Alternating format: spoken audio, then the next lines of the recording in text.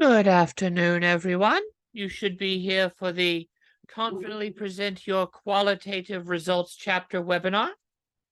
We'll get started in a little over a minute, but I want to make sure everyone's here in the right place.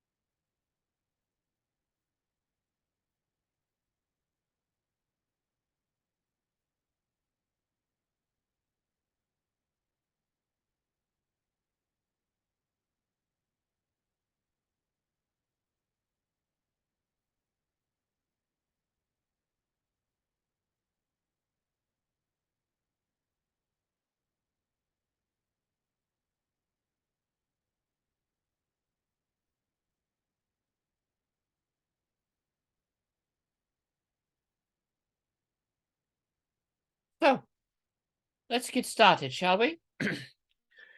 Once again, good afternoon to those who just joined. This is the Confidently Present Your Qualitative Results chapter. I am Dr. Johanna Broussard, a qualitative specialist here at Statistics Solutions. We are a full-service dissertation consulting, mentoring, and editing company. We'll talk more about what the company can offer you later in the webinar. But as we get started, I just want to say that I do keep chat and the Q&A up while I present so I can see questions. Please type your questions into one of those. I do like to try and answer the question at the point in which it was asked in the presentation, because within 1 week, you will receive an audio copy of the presentation, which will also include the PowerPoint. So that way you can have the content material, the question, which I will read aloud, and the response to help reinforce that. Now, because we'll be going over a lot of material in a short period of time, I may not be able or have time to answer extremely specific questions for your particular situation. Should you need that, we will discuss at the end how to obtain a consultation. So, with that said, let us begin. So, the qualitative results chapter has several components. You can see them listed on the screen now. The introduction, the setting, the demographics, the data collection, the data analysis, the results, a trustworthiness discussion, and a summary. If you know anything about academic writing uses what's a tripartite method of 3 sections: introduction, body, conclusion. In the introduction, you set the scene, you give a preview, you let us know the background information, you get us excited for the material that's going to be presented in the body. In the body, you present in all of the fullness, and then there's a conclusion that summarizes what you just presented. That's true for whether you're writing a paragraph, topic sentence, supporting evidence, an explanation, summary and transition, an essay, introduction, 3 body paragraphs, conclusion, a book chapter, a dissertation chapter, or even the dissertation itself, and even journal articles. So this is the structure that we use. It's often called the syllogistic form. I mention that so that way you understand that every section has not just a purpose in the text, but it does have a rhetorical purpose for the overall argument you are making in your dissertation, and that yes, there will be quite a bit of repetition throughout your dissertation, if you haven't noticed that already. So, let us begin with the introduction. The introduction, you have three primary goals. You need to restate the problem and the purpose of your study. Oftentimes, these need to be worded exactly as you worded them in chapters 1, 2, and 3, so you'll just copy and paste. That's expected. You will then remind your readers of your research questions. Again, copy and paste your research questions, however many you had. And then you will preview the chapter section by section, giving a brief description of what we can encounter. Treat the introduction the way you would treat a trailer for a movie in the cinema, okay? You want to get the reader excited to keep reading. You want to give them a sense of what's going to happen, but you don't want to give everything away. Once you have finished your introduction and you move into the body, we'll begin by talking about the setting. This is where you will talk about where you conducted your research and why you chose to conduct it here. You've already talked about this in previous chapters, so this will be a brief reminder, but also it serves a few other purposes. You'll talk about any conditions that influence the research. If you were in the field, whether it be at a school conducting observations, at a festival in another country doing ethnographic research, if you were doing face-to-face interviews, you'll talk about the conditions that might have influenced it, that might influence the setting, any conditions that might influence your participants, or anything that might impact the results. So this is where you not only describe the physical setting of the research, but you can say, hey, I know I plan to do this. Maybe something happened that caused a change. Maybe an illness caused you to have to change the date, so you couldn't do a festival in person, and so there was no observational data. Maybe during your observations of a classroom, there was a fire drill or some other drill that you weren't aware of ahead of time that cut short the lessons, and you couldn't get any other observation times in. It can happen. Conditions influencing your participants. Were they being interviewed at their place of employment? Were they being interviewed at the end of a workday? These type of things can influence, how they respond. Basically, anything. This is where you report anything that happened in the setting that may have impacted the interpretation. Did a participant have to leave early because of distressing news from a family member?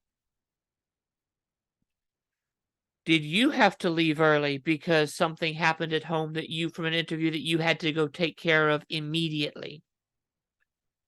We hope nothing goes wrong with our research, but life has a way of happening whether we want it to or not.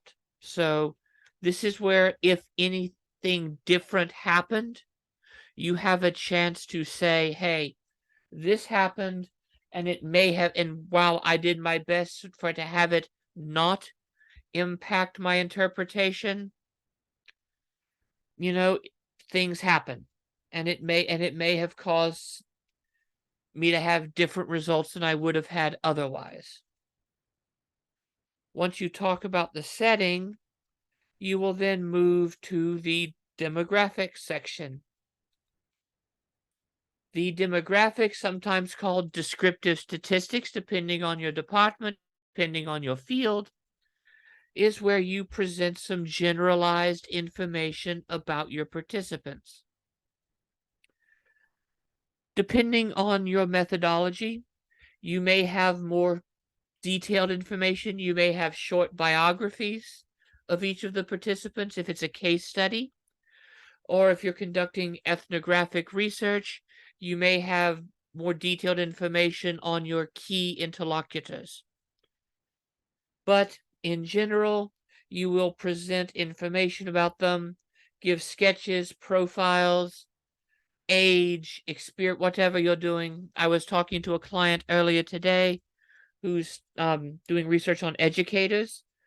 So her demographics include biological sex, age, ethnicity, years teaching, maximum education level received, and grade levels taught while teaching at a specific school. So that way, this is to help your readers understand who your participants were, and to aid in transferability. And also, as readers, we like to sort of know who participant 1 or participant 24601. We like to know a little bit about them so they're not just numbers or pseudonyms. And I bring up numbers and pseudonyms because anything you mention here needs to be written in such a way to describe them, but maintain confidentiality and or anonymity, depending upon which of the two you promised in your informed consent and IRB forms. So don't describe, you won't describe participant 1 has short black hair, blue eyes, a broad nose, and a light farmer's tan. Always wears polo shirts. You won't be describing the physicality of them, but you will be describing the characteristics relevant to the study, because this also fosters the argument that your sampling method that you chose was the best sampling method you could have chosen to get participants who can provide the information that you need. And so once you've talked about your demographics, you'll move on to rediscuss your data collection. Yes, you discussed this in Chapter 3, your methodology. You'll mention it again here. 1, as a reminder to your audience, hey, this is what I did. But as we will see very soon, if anything happened that changed your data collection plans, this is where you will mention it. So, what do you need to put here? How many participants did you collect data from? What location did you use? Was also, if you have more than one site, did you collect it virtually over Zoom or Teams, FaceTime, Skype, phone calls? Was it a physical location? And what was, and we should already have mentioned it, but you'll state it here again. How many data collection events were there? If you have 13 semi-structured interview participants and you interview each person once, then you would have 13 data collection events. You could also mention, oh, data was collected between November the 7th and November the 13th. You could mention sort of something like that to give sort of a sense of how long you were in the field collecting the data. If you've had multiple interviews with each participant, mention that. How did you record the data? Zoom audio recording, your cell phone, a digital audio recorder, a digital video recorder. Did you have multiple methods of recording in case something happened to one? And as I've already mentioned, did anything cause a variation from the plan you put forward in Chapter 3? For anyone collecting data in 2020, face-to-face data collection had to become virtual via Zoom or Skype or Teams or FaceTime because of the COVID-19 pandemic. Maybe you yourself got sick with the flu and couldn't postpone data collection. Maybe a participant couldn't make it to the site because of an automobile accident or because they had to take care of a sick family member, but you collected it virtually via one of those methods. Did anything unusual happen during data collection? Did you have to leave for an emergency? Did the interview have to stop abruptly because of an emergency? Did someone get called away? If you're interviewing medical professionals, as some of my clients have done, sometimes you can be free, but you're on call. And so I'm sorry, we have to cut the interview short because I have to go into the hospital. So these things can happen.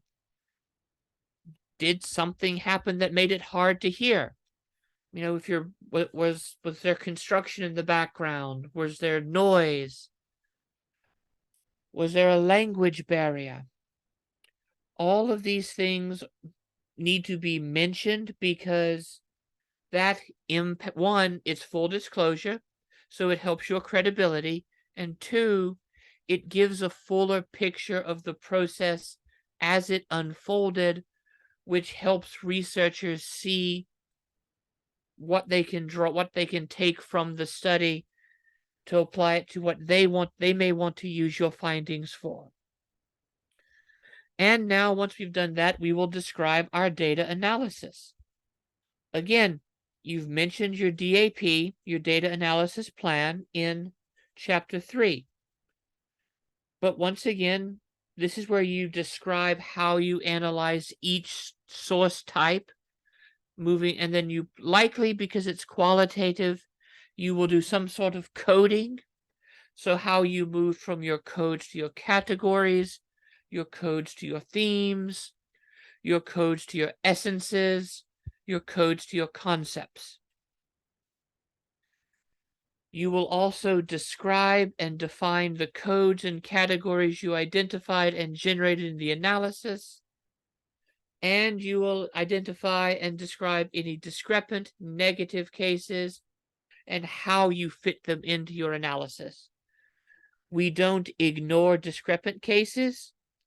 We find ways to discuss them because they do relate to the lived experiences of participants and present us with a fuller picture of the data.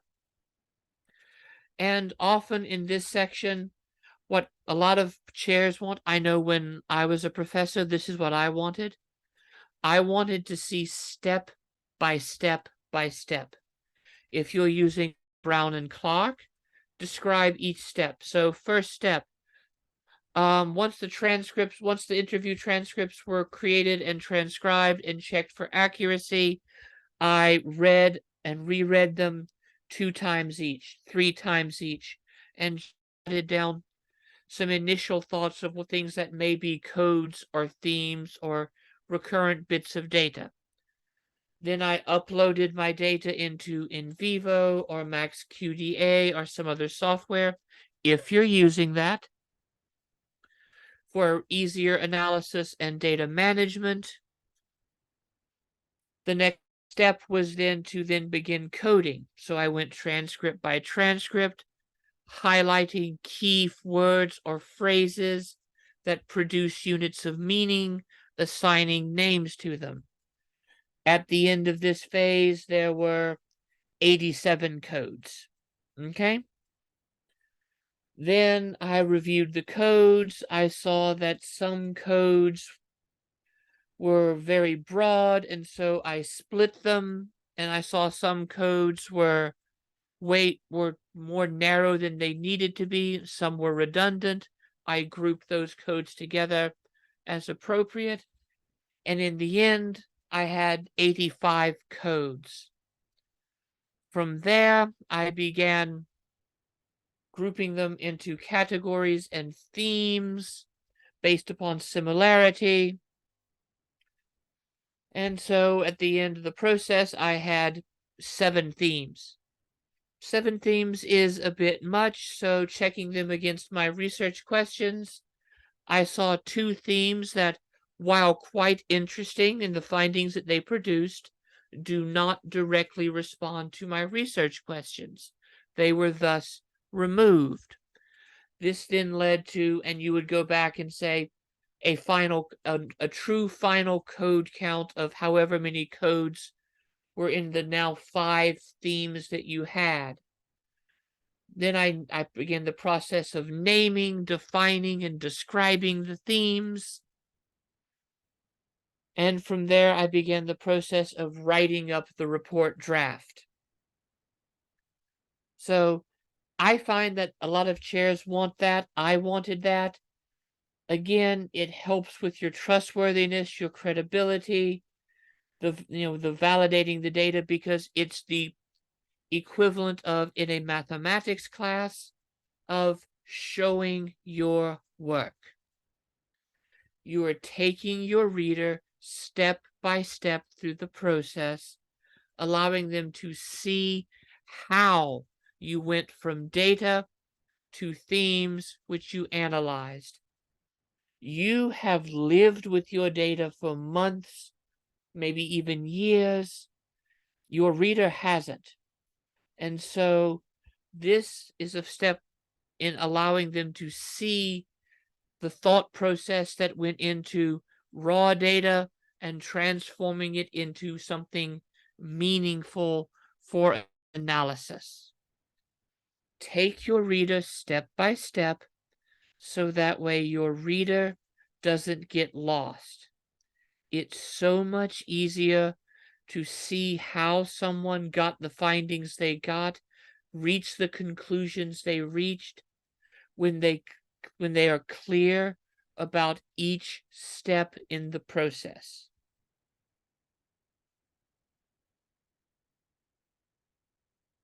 Okay. Now we're going to move on to what will be the bulk of the chapter, the presentation of the results. And there are multiple ways you can arrange them.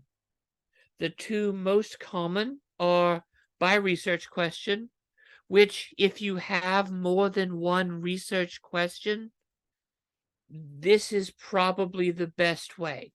You will take your findings, you will take the themes that respond to research question 1, and you will put them together.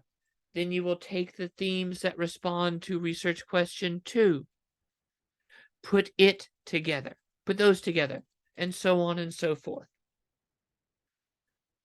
Perhaps you will choose instead to go by category or by theme.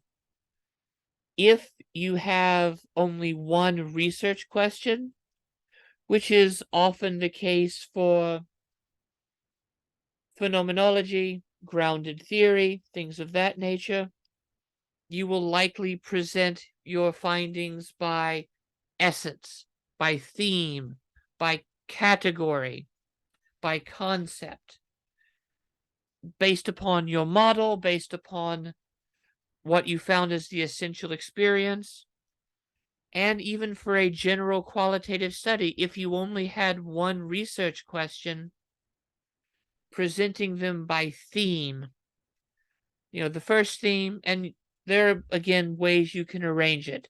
Some will choose by frequency. Some will choose by what seems to be the most interesting first.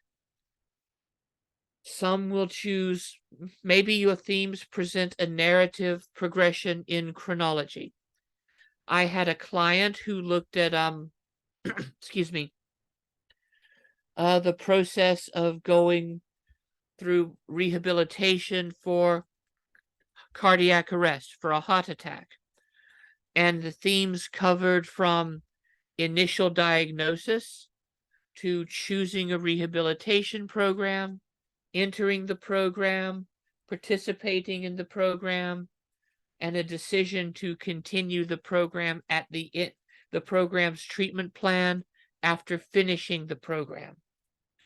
Which, one research question, but the themes that emerged told a nice narrative that progressed from diagnosis to treatment, to self-sufficiency.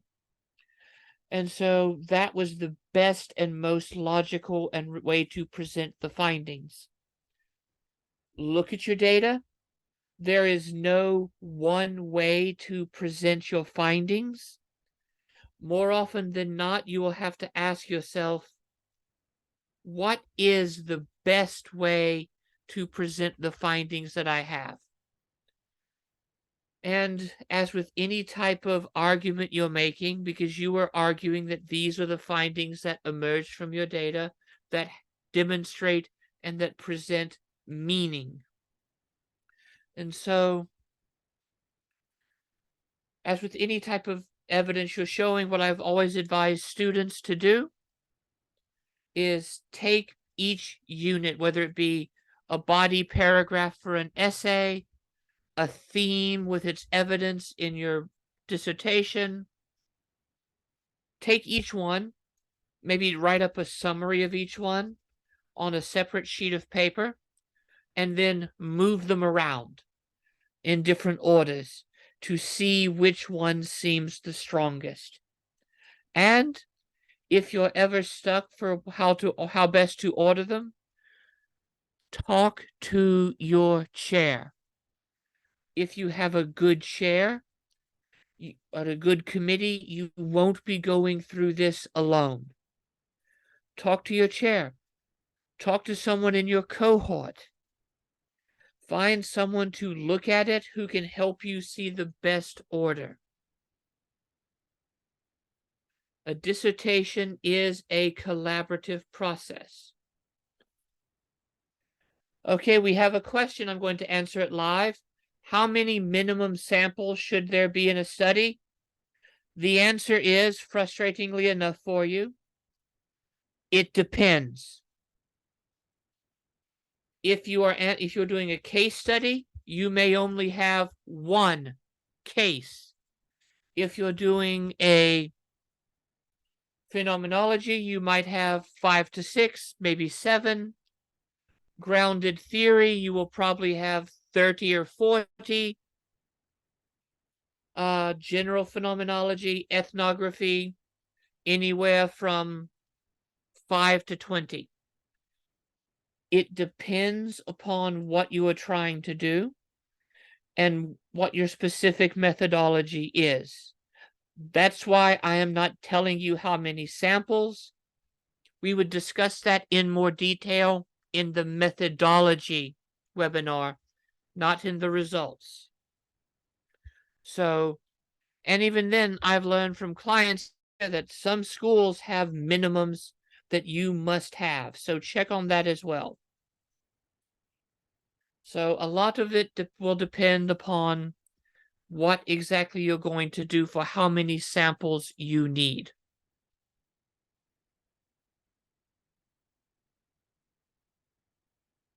What if you're doing content analysis?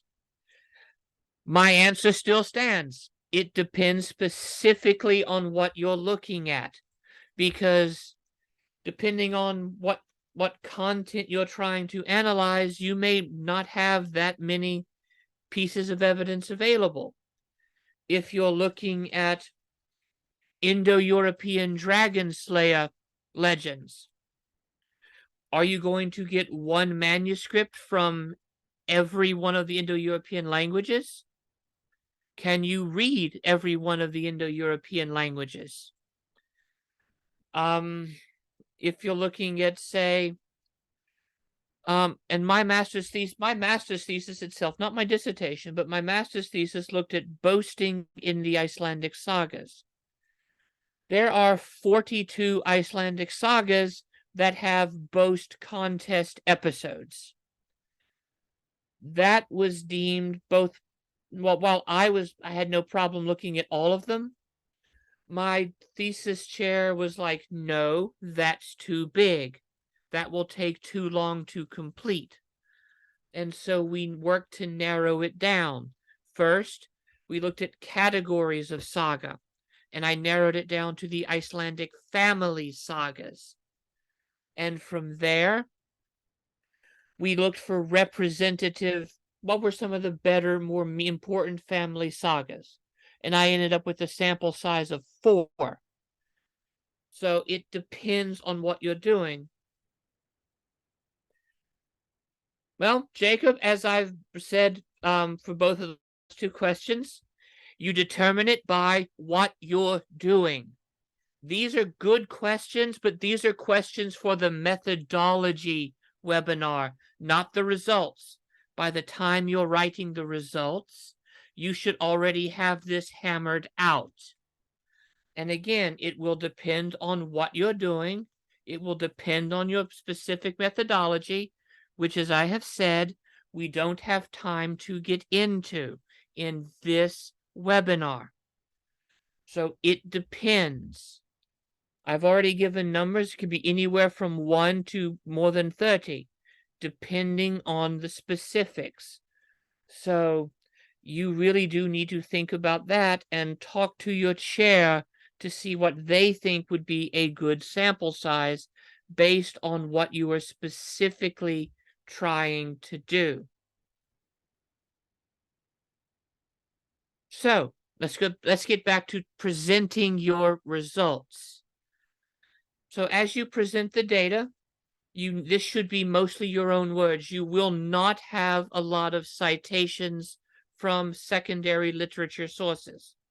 Your words, supported by direct quotes from your participants, using excerpts from documents if you're doing document analysis, using photographs from observations. You can, depending on what you're doing specifically, you may discuss the data. You may be providing some interpretation. I've seen this more with some of my clients than we had. Some clients want, and some programs want you to interpret and analyze the findings in this chapter. Others want you to just present the findings and save the analysis for chapter 5. This is where looking at your school's template, if you have one, talking to your chair and your committee, and looking at other dissertations in your department can be beneficial. Know what is expected of you before you start writing. And remember, your presentation of your data should be logical and clear. Think about it as if you're holding their hand. You know how you got from raw data to this point. Your reader doesn't. They're relying on you to take them step by step by step by step. So be clear. You may feel that you are over-explaining things. Understand that part of what's going on here, in fact, a large part of the dissertation, isn't producing a grand study that is your magnum opus. It is demonstrating to others, particularly your committee and to the graduate school, that you know how to conduct professional level academic research. Your dissertation will not be publishable as is, whether you turn it into an article or a monograph. You will need to edit. You will need to alter things. A lot of what you are doing in the dissertation is showing that you understand the process of how to plan a study, how to conduct a study, and how to present a study professionally. Now, what do we do with discrepant or sometimes negative cases? These cases seem to disconfirm our major findings. They seem to go against what we found. They're what you would call outliers. They're different. However, they also can provide alternative explanations for a particular phenomenon. They can also illustrate variation in experience. Remember, even those of you who are doing phenomenology and who are seeking the essential, singular, unified experience, or those of you who have elected to do grounded theory and are trying to create a singular model, not everyone's experience conforms to the model. And so these cases can highlight maybe other reasons why things happen, other experiences that people have had, and they are the breadth of human experience. So they do need to be discussed. Often they will get their own separate, maybe subsection within a category, while most participants found that this was their experience. The following 3 participants offered a different view, or offered different views. We don't ignore the discrepancies. We don't ignore the negative cases. Oftentimes, those really do point to something interesting. Maybe you didn't have time to fully delve into what that interesting thing was, but that's a direction for future research. That could be something that gives you another study, or that gives someone else a dissertation that they could conduct. So don't shy away from them, don't dismiss them, don't ignore them. They are part of the experience of a phenomenon that you collected data on.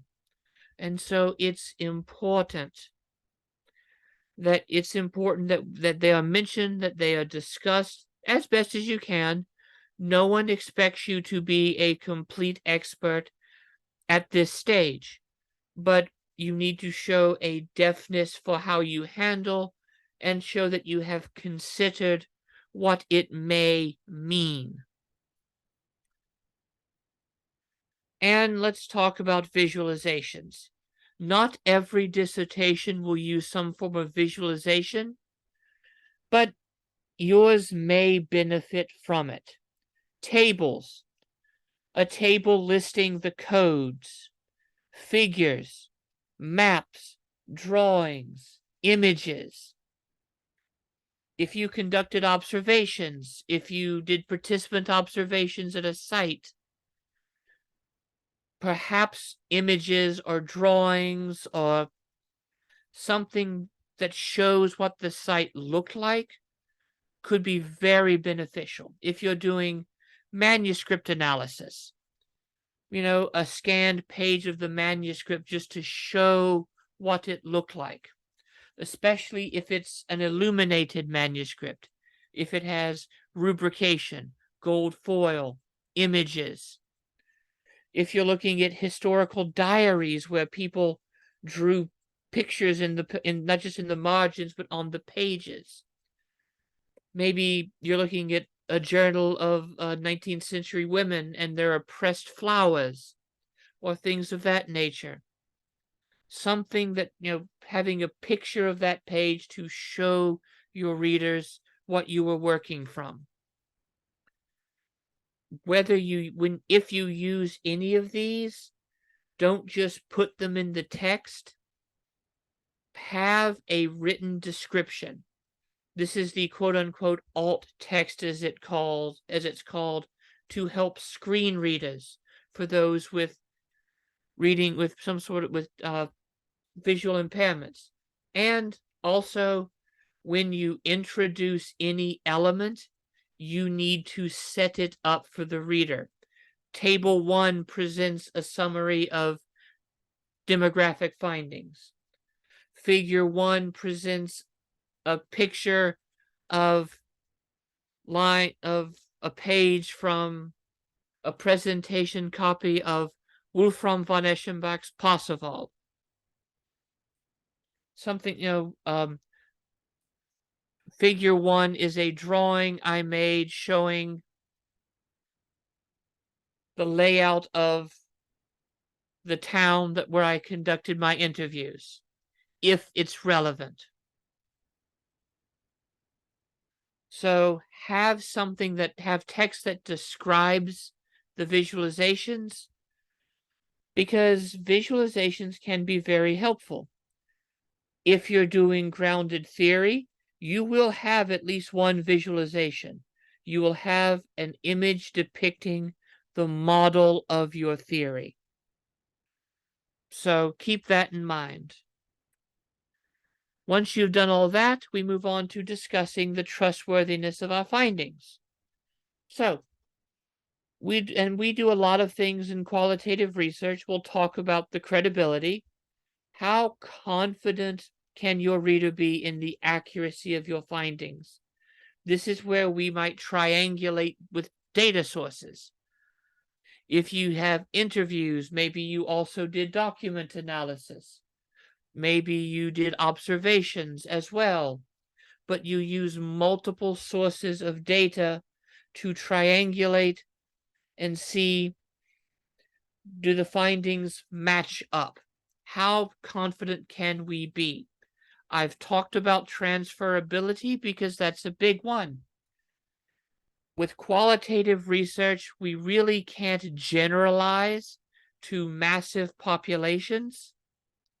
One, because of limited sample size, and two, because often of the idiosyncratic and unique nature of the findings, because of interviews and participants' experiences.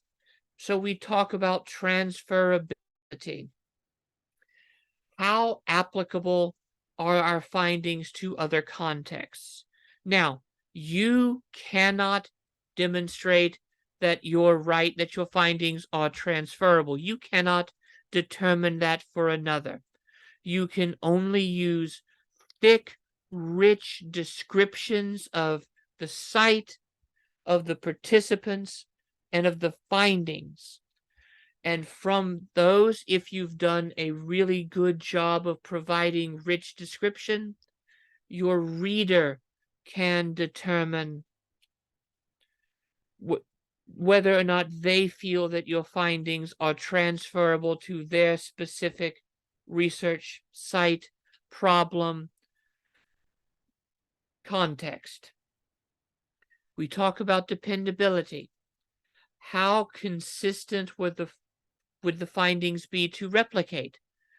This is why we do audit trails and we provide sufficient and detailed descriptions step by step, from data collection through analysis through generating findings. We take them step by step so that if someone wants to replicate what we did, they have the best chance of being able to do it accurately. And confirmability. How neutral did the researcher come across? Were the findings presented based upon the participants? Again, this is why we use lots of quotes from our participants, lots of excerpts from our documents, lots of images, and now since most dissertations are digital, video could be a thing that could become much more useful in presentation of confirmability of findings. But we also use both transcript review and member checking. We let the participants see the transcripts to see, does this represent what you said? And we may ask them, most of us ask our participants to review the initial findings. While these findings may not be 100% your unique experience, do my findings seem to match up with how you would interpret the event? and so to get us to see, and we give them a time frame. And if they have any issues, we discuss the issues and we discuss how we responded to the queries, the complaints, and the complexities brought on by member checking. Because again, we are presenting findings based upon the experiences of others, and we want our findings to accurately reflect their experiences. My background is in linguistics and in anthropology, and so I very much put an attempt to forefront my participants and their understanding, their knowledge, and their experience, because it is their culture that I am presenting. It is their lives. If you're looking at the perceptions of teachers or of nurses, it's their perceptions. Even if you are a teacher or a nurse, their experiences may not be your experiences. And so we have to make sure that that there is some level of confirmation that our findings are based upon on the data that was presented to us by our participants, and not upon the data we wanted to find, not upon preconceived notions.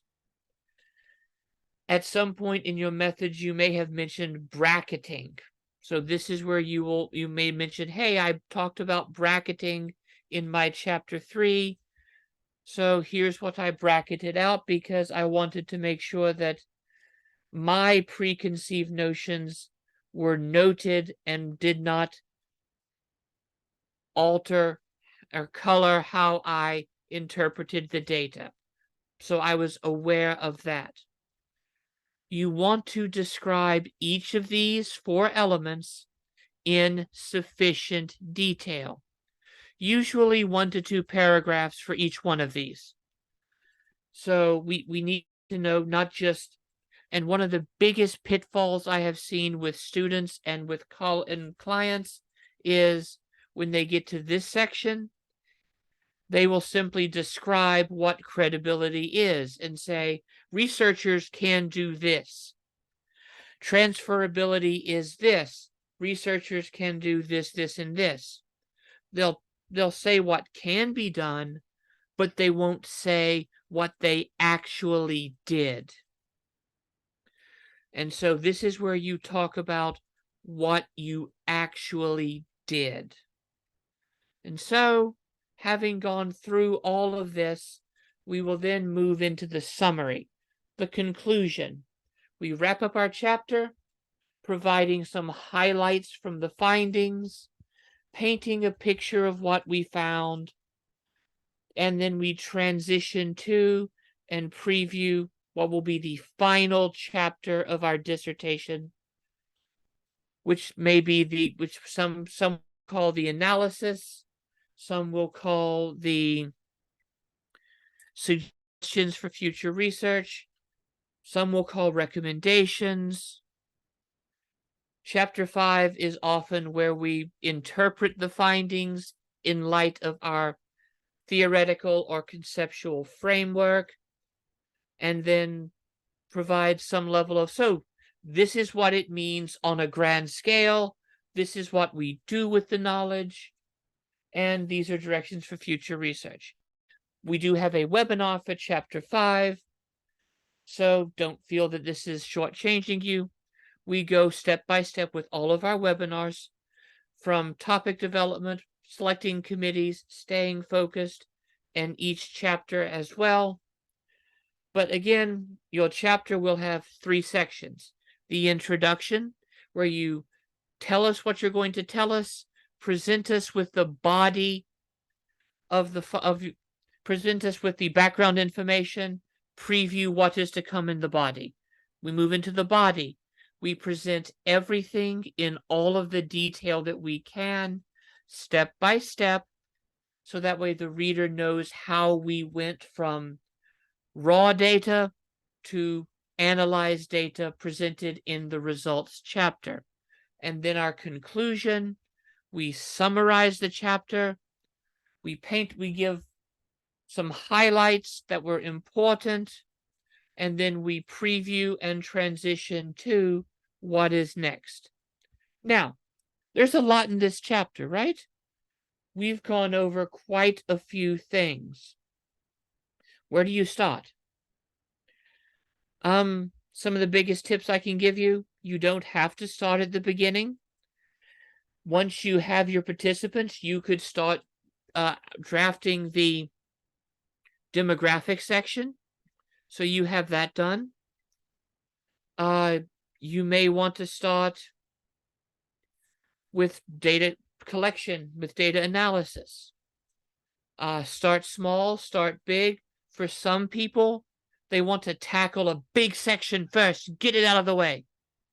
Others, they take the small sections because each time you finish a section, you get a little hit of dopamine, a little hit of serotonin, and those chemicals help you propel forward because, hey, I've accomplished something. Free write, brainstorm, outline. It doesn't hurt to start with planning before you start writing. Outline your chapter, outline what you're going to say in each section so you have it down. Then 15 minutes a day, an hour a day, 2 hours a day. You don't have to write every waking moment. Some days you only have the energy, the mental and physical energy for an hour. It's better to do incremental writing regularly than it is to do big bursts of writing irregularly. So if that means you dedicate the hours of 6 p.m. to 9 p.m. Tuesday, Thursday, and Saturday to writing, if that is your writing time, keep your writing time as sacred as you can. You want to keep a schedule. It can help you move forward. As opposed to, because I've seen it with myself, I've seen it with clients, I've seen it with students, I've seen it with members of my own cohort. Those who kept some regular schedule of writing finished more often than not. Whereas those who would write when the mood struck them, those who would write in bursts, often burnt out, often didn't finish. So keep this in mind. You don't have to always be writing, but you should schedule regular writing time once you start writing. Regular incremental progress. Excuse me. Regular incremental progress leads to finishing. It's much easier to write in small sections at a time than it is to tire yourself out. Writing a dissertation is equivalent to running a marathon. If you've ever thought about running a marathon, you train for a marathon differently than you do for a 5K, than you do for a 100-meter. And so you have to treat it like you are training for a long haul, because it is. It is a long and tedious process. And you have to prepare for that. It's not going to be over and done with in an hour, in a day. It's probably not going to be over and done with in a week. So keep in mind, each chapter is a leg of the marathon. Data collection is a leg of the marathon. And so you have to train for long, sustained periods of endurance. And if you've ever run a marathon, you will be running full speed for some parts. you will be cutting back and jogging at a lighter speed at others. And you may even stop to take a break and drink some water every so often. Just like with a marathon, hydrate. Don't just drink coffee or energy drinks or tea. Drink some water, hydrate, eat good food, and get some rest. So, should you need further assistance, Statistics Solutions is a full-service dissertation consulting company providing graduate students with timely editorial support for their dissertations and other scholarly projects. We can help you from topic development all the way to preparing for your final defense.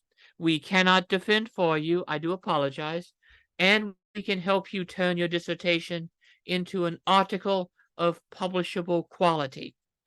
For more information about our services, to receive a complimentary, free 30-minute consultation available Monday through Friday, 9 a.m. to 5 p.m. Eastern United States Time, contact Janine Glace with the email info@statisticsolutions.com, or you may phone us 1-877-437-8622.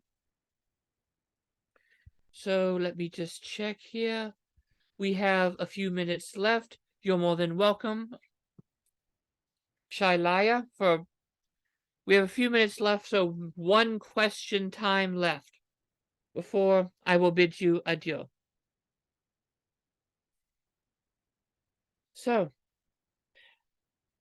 and with anything with qualitative research, a lot of times the answer is frustratingly, it depends.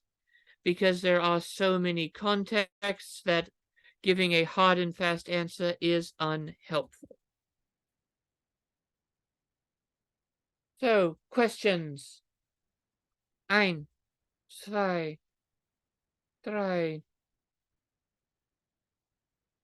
Okay, doesn't look like any other questions. With that said, whether you engage our services or not, we wish you the best of luck and the best and greatest success in your academic, professional, and personal career goals, whatever they may be. Remember, you will receive a recording of this webinar within 1 week's time, so that way you can refer to it should you need it. I am Dr. Joanna Broussard. I am a qualitative research specialist here.